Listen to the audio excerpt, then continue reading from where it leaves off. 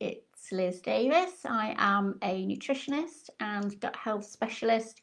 I help busy women fix their IBS, bloating, and other debilitating digestive system, symptoms, even. Before I start today, I just want to mention I've got a free challenge coming up in a couple of weeks. So I will put a link to join the challenge in the comments. So if you fancy a week of support from me with recipes and daily lessons and daily emails, then do sign up for that. It'd be great to see you in there and get you some other support that you need to finally start getting on top of those symptoms. But for today, I was going to do a rundown of IBS and some of the more common reasons behind IBS, because the reasons for it will be different for everybody. So it's always necessary to be doing a bit of detective work to find out what is the underlying reason for you. So one really common reason for IBS is a condition called SIBO, which you may have heard of, you may not have heard of. It's not so commonly mentioned, but it is a very common reason for IBS symptoms. And what it is it essentially means you've got bacteria growing in the wrong place. You've got bacteria growing in your small intestine, which should be growing in your large intestine. So this can cause all sorts of nasty symptoms, lots of bloating, diarrhea. You may not be absorbing your nutrients properly, so you may get symptoms all over your body. So this can cause a lot of problems for some people. So that could be a problem for you, certainly. Okay, so the second reason then is you could be reacting to foods. There are a lot of common food allergies out there. Not allergies really, but more intolerances or foods that just don't quite agree with you. So common ones would be wheat products, anything containing gluten, conventional dairy, highly processed dairy, that kind of thing. So the other biggie as well are foods which contain FODMAPs. You might have heard of this one. Going on a low FODMAP diet, etc.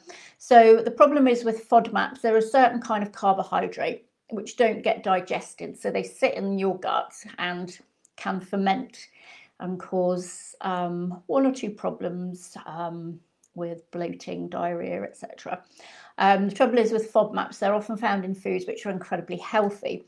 So they're in a lot of vegetables, and they are, very high in number in things like onions and garlic, which of course are very, very good for you. So you want to be eating them if you can.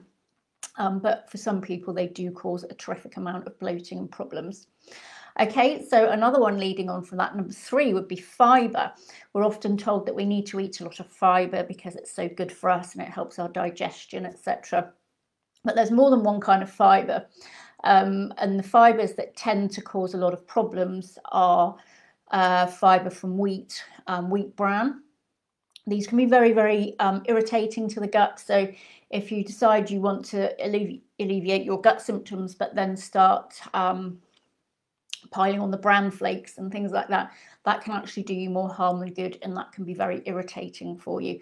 So yeah, it depends on there's different types of fibre. So you get soluble fibre, which is found in things like apples and oats, which is much more soothing to your digestive system even. Okay, so yeah, lots of aggravating foods. It can be eggs for some people, nuts, fish, even things like that. Spicy foods as well can be a problem sometimes. So the next one, number 5, a biggie, is stress. There's a big link between stress and IBS symptoms. The two will often go hand in hand. So for example, if you're suffering from anxiety or depression, or you've had a very stressful childhood, maybe with abuse in there or anything like that, this is often linked to IBS symptoms. The gut and the brain are always talking to each other. So one will impact the other. Even day-to-day stresses like overworking or just normal family stress, money worries, things like that, that can all have an impact on your gut too. So that's something worth looking into. because there's definitely a very, very strong link there. Number 6 is a lack of exercise.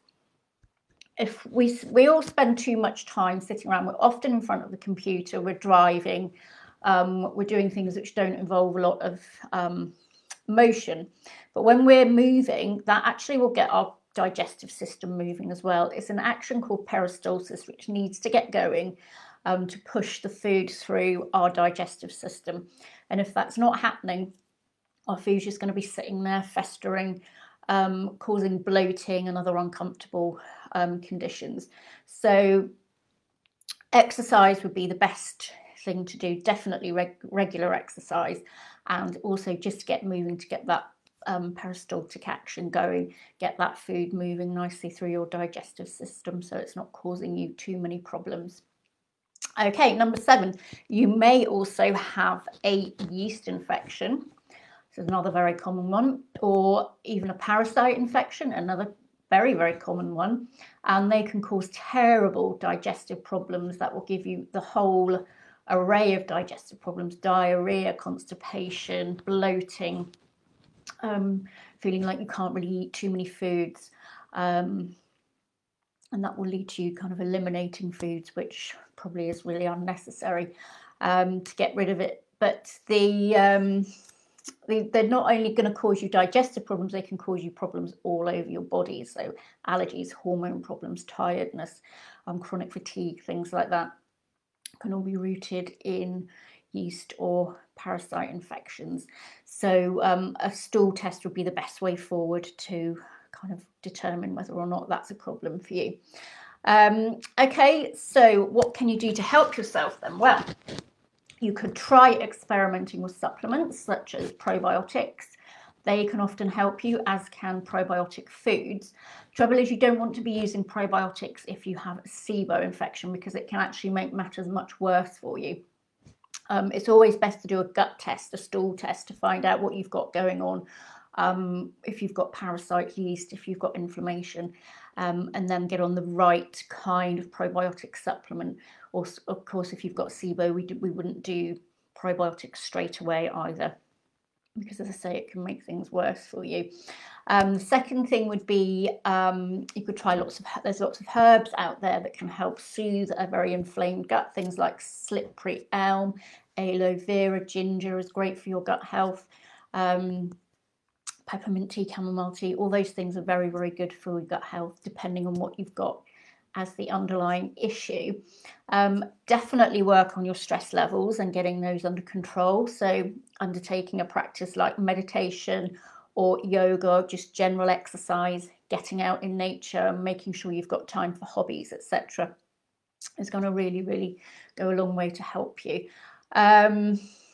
Yeah, also taking foods out of your diet if you want to, if you suspect anything is aggravating you, without going too far. You don't want to be taking too much out. But if you suspect, for example, that conventional dairy foods are a problem for you, then it's not going to hurt you to take those foods out, as long as you're getting plenty of nutrients from other sources as well.